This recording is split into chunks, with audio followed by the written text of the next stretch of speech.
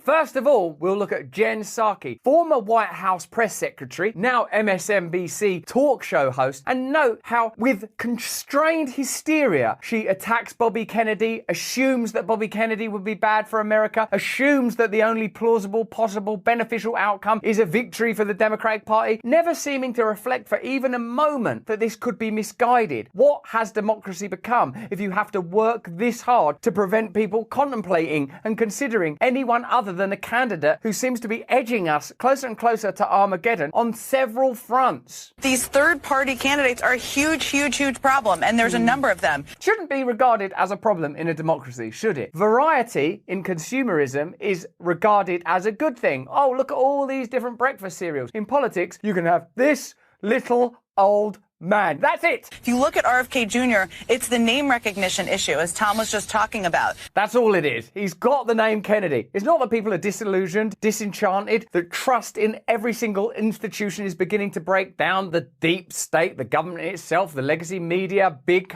pharma, the judiciary, the constant warmongering. It's just that this person happens to be called Kennedy. It's not that Bobby Kennedy wants a full reckoning for the pharmaceutical industry, has called out the corruption and bureaucracy within the health regulatory bodies that were supposed to be protecting and helping American people in a massive healthcare crisis over the last few years. It's not his willingness to talk out against the war machine. I know our audience, so I know a lot of you are very pro-Trump. I know basically all of you hate the establishment. I know loads of you will have questions about Bobby Kennedy, particularly if his running mate is to be someone that has former affiliations with an organization as large as Google and Alphabet, even if it's only through marriage. But there's no question that to the establishment, Bobby Kennedy is being regarded and literally here described as a threat. And note that they are unwilling to talk about what he stands for and what his manifesto is. And there are still states in this country, obviously, I mean, Georgia is one of them, I will name, where the Kennedy name is beloved, right? Where people may just not where they may just not know a lot about the fact that he is an anti-vaxxer who's a conspiracy theorist.